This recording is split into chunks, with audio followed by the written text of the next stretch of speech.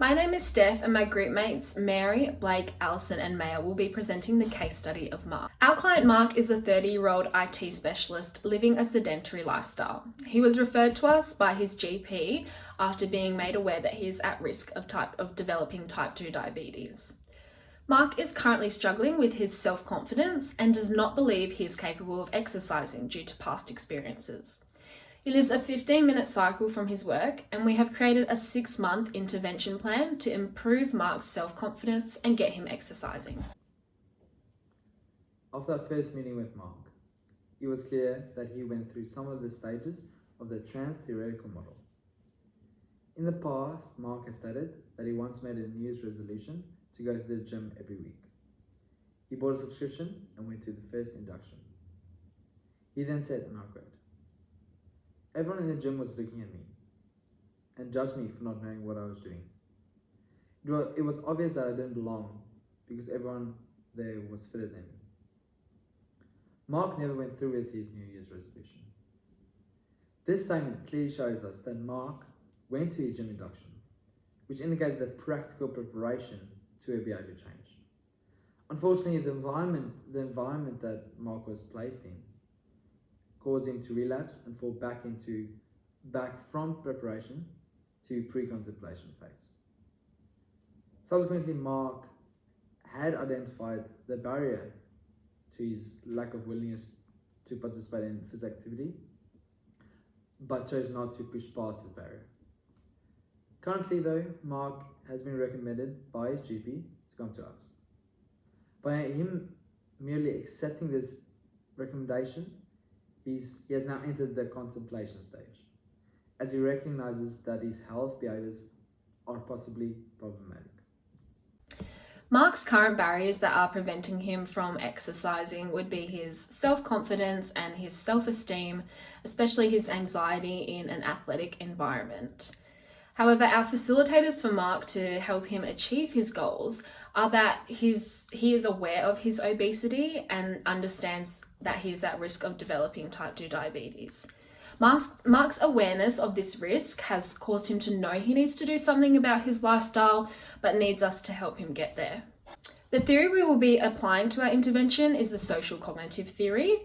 We'll be changing Mark's environment when exercising, changing behaviours, and setting small goals to feel successful. The expectation of failure leads to actual failure. We know that in the past, Mark has expected himself to fail, giving up on running and trying to go to the gym. In these scenarios, Mark has thought of himself to fail before giving himself a chance to feel successful.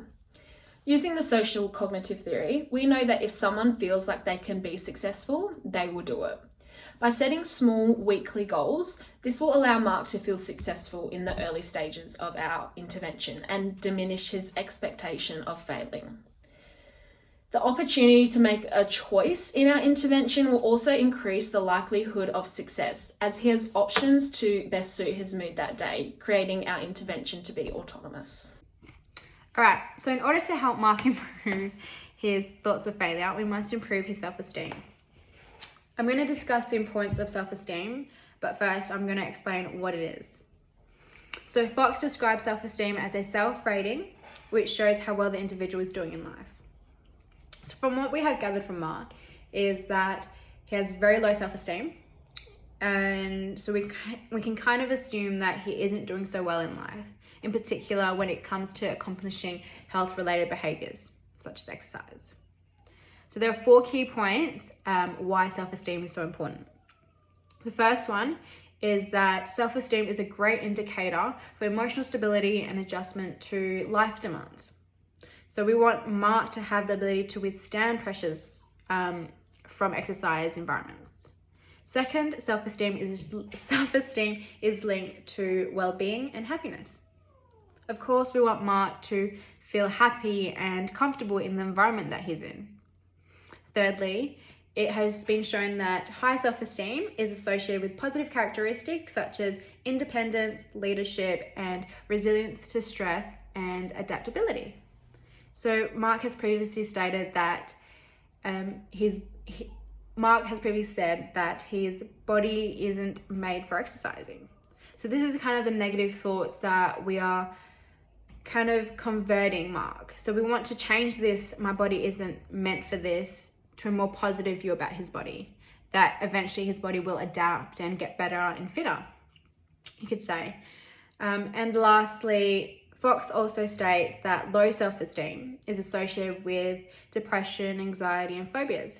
So not only are we trying to decrease Mark's risk to diabetes, but we're decreasing Mark's risk of developing depression, anxiety, and perhaps phobias.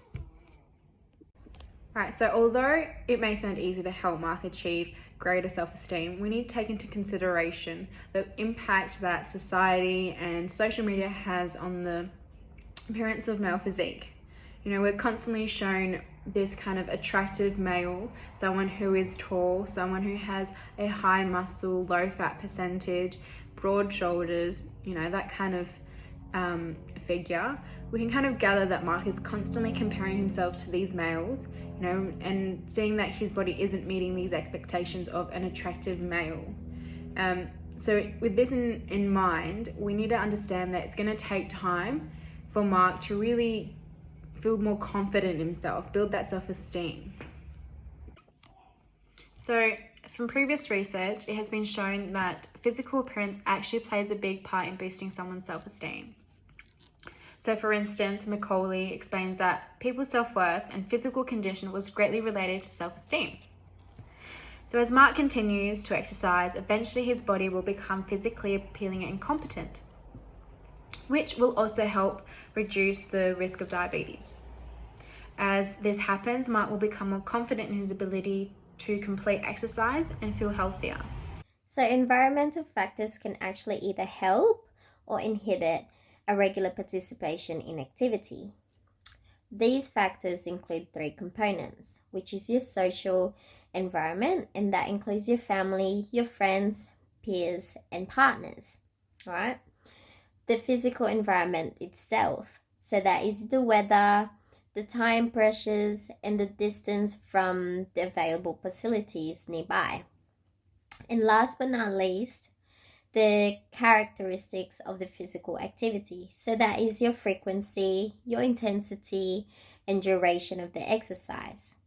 So for Mark's case, environmental factors are actually one of the key barriers that affects how he responds to physical exercise.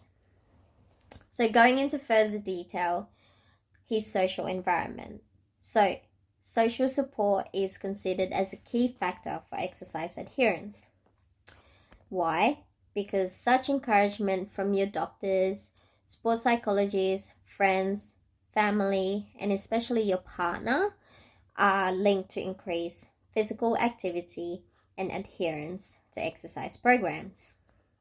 Though Mark doesn't appear to have a partner, his social support system still includes us, which is your sports psychologist.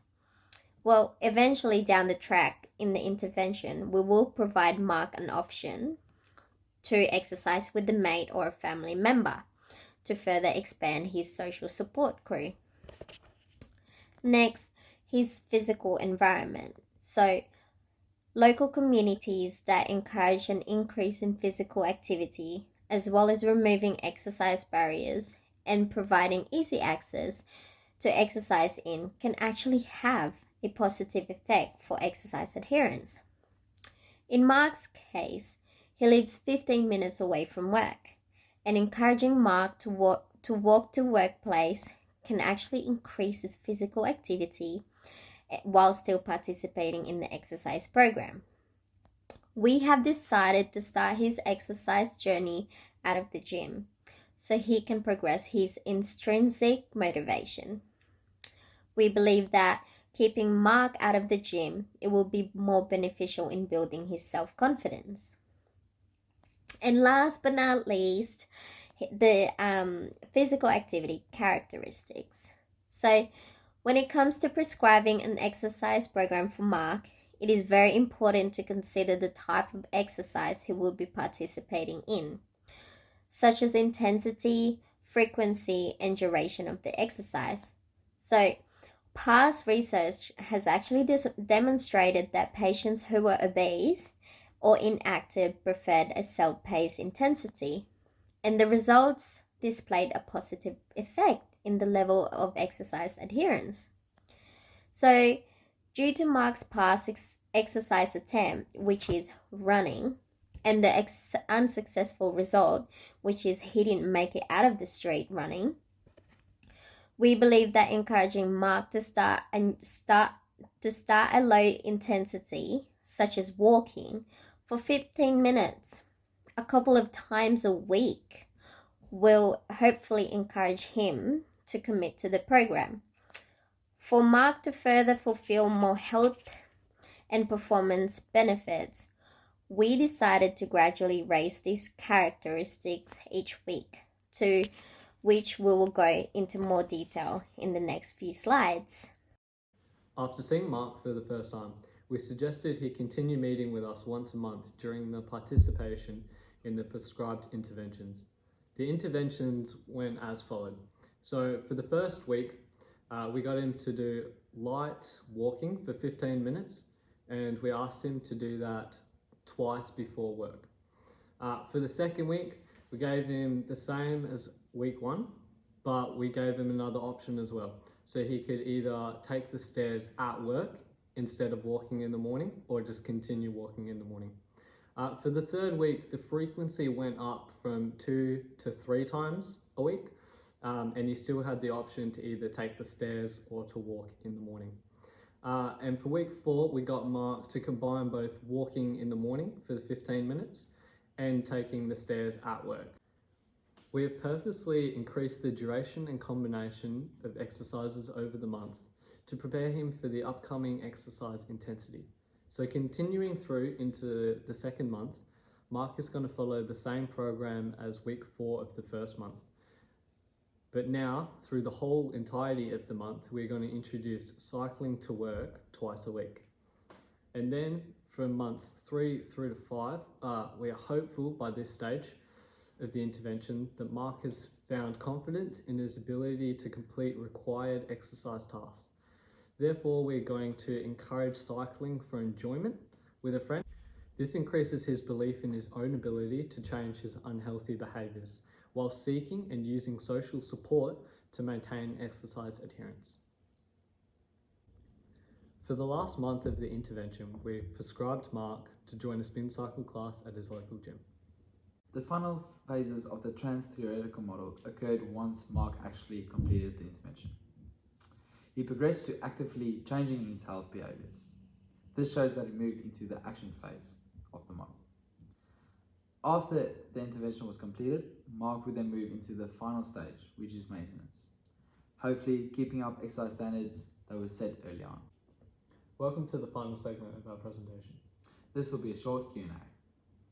Why did you get Mark to participate in different specific environments? Well, we started Mark off exercising outside his house, getting comfortable with the new exercise routines. We then included stair climbing into the program to make exercise adherence attainable. Lastly, exercising with a friend, as well as going to the spin class at the gym, would hopefully increase not only his confidence, but his overall self-esteem. So how does this relate to social cognitive theory? Well, this relates to social cognitive theory, as discussed before, as we have promoted Mark to seek social support, whilst also changing his physical environment. Cool. So, why did we prescribe the intervention specifically for Mark? So we've done it this way to increase with his intrinsic motivation. We've done this by giving him small attainable goals that he can see the progress as he is achieving them. To move from low intensity through to higher intensity over the course of the interventions. And finally, we introduced him back into the gym setting, and we did this specifically to reduce stigma in the gym. Thank you for our presentation. Until next time.